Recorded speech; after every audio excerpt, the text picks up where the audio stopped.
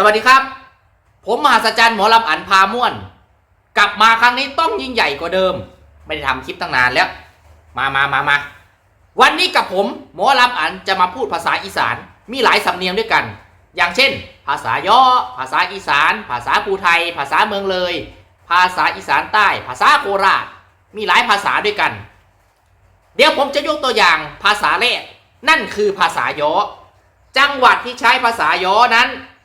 ก็จะมี4จังหวัดหรือ5จังหวัดนี่แหละแล้วแต่ท่านผู้ชมจะคอมเมนต์มาได้เลยนะถ้ามีจังหวัดไหนพูดภาษาย่อเพิ่มเติมจังหวัดที่พูดภาษาย่อก็จะมีนครพนมสกลนครมุกดาหารบึงกาฬอย่างเช่นตัวอย่างที่ผมจะเว้าให้ฟังเด้อสวัสดีทุกท่านมาแต่สิเหลือมานั่งพักผ่อนกินข้าวกินน้ำพักผ่อนเซามีแหงกันจังน้อยจะค่อยออกเดินทางย่างไปเป็นจังไดสุ่มเจ้าคดีเว้าพื้นคนนี่มันสบายใจแม่นบ่ล่ะอันนี้เว้าภาษาย่อให้ฟังในตัวอย่างนี่ที่เว้ามานี่บ่ได้เว้าตามบทเด้เว้าตามที่เจ้าของคิดได้นี่เว้าทันทีซ้ำนี่ก็เว้านี่คือภาษาย่อที่ทุกท่านฟังแล้วเข้าใจง่ายต่อไปเป็นทางภาษาเมืองเลยภาษาทางชัยภูมิอย่างเช่นสบายดีอ้ายเจ้ามาแต่สิเหรอโอ้มาแต่ขายลอตเตอรี่พะนะเห็นได้ข่าวว่าเจ้าไปเปิดธุรกิจหลงซีเข้านี่ขายดีอยู่บ่โอ้ก็ขายดีซะดอกหวาอันนี้ว่าภาษาเมียงเลยให้ฟังมันคือมาม้วนแท้เอ้ยน้องสมเจ้าขายลอตเตอรี่ใบละ80บ่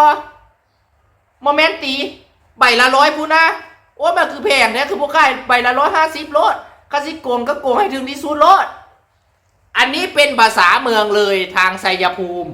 นะเพื่อจะเว้าสำเนียงคล้ายๆกันเนาะวันนี้ภาษาภูไทยนครพนมก็มีภาษาภูไทยเด้อย่างเช่นเรนูนคร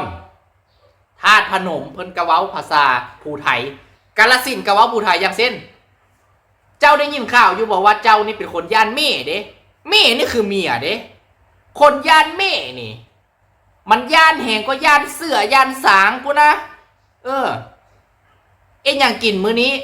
โอ้เอ็ดตำมาหุ่งกินโอ้ซากกระเบิดเจ้าคือใหญ่แท้วะอันนี้เป็นสำเนียงเว้าภาษาภูไทยบัดทีนี้เว้าภาษาโคราชได้บัดโคราชมันจะออกไปทางจังหวัดนครราชสีมาแม่นบ่ล่ะเป็นจังได๋ล่ะนายเอ้ยได้ยังกินข้าวแรงแล้วมื้อนี้มา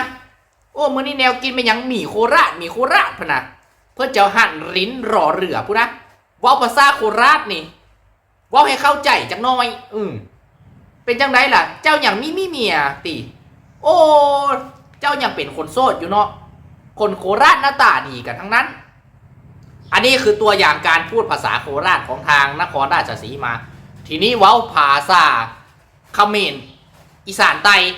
ก็จะมีสุรินทร์บุรีรัมย์ศรีสะเกษเพิ่นจะเว้าภาษาเขมรนะมื้อนี้พบไปเที่ยวทางบุรีรัมย์เนาะไปเบิ่งปราสาทหินพนมรุ้งพะนะบุรีรัมย์เนาะ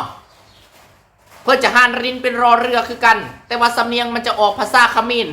ซุมเจ้าก็พอฟังเข้าใจอยู่ดอกว่าเว้าไปเว้ามามันคือยักออกไปทางสำเนียงฝรั่งใช่ปะ อันนี้เป็นภาษาอีสานใต้เนาะภาษาเขมรเรืออีภาษานึงที่อย่างพุทธันได้เว้าก็คือภาษาอีสานมีจังหวัดใดบ้างที่เว้าภาษาอีสานอย่างเช่นขอนแก่นสารคามอุดรอุบลอำนาจเจริญเพิ่นสิเว้าภาษาไปนี่เด้ล่ามาบัดนี้เด้อคุณพ่อ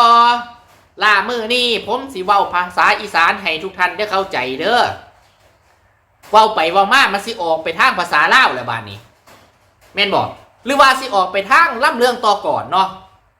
โอ้ยสุ่มเจ้านี่ก็ได้เนาะสุ่มเจ้าได้ยินข่าวว่าไปเบิ่งหมอลำคณะอันสาวน้อยเพชรบ้านแพงบ่โอ้ม่วนดีอยู่เด้อันน้องอุ๊งอิงเพชรบ้านแพงนี่เพิ่นห้องเพลงม่วนขนาดน้องเพิ่นมักเบ้ตัวอันนี้เว้าให้ฟังพอเกินอยู่แต่ละภาษานี่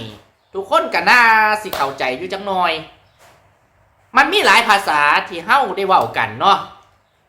อันโตผมเองนี่ก็เป็นคนนครพนมเด้แต่ว่าเว้าภาษาอีสานบ่ค่อยชัดเว้าเป็นแต่ภาษาย่อ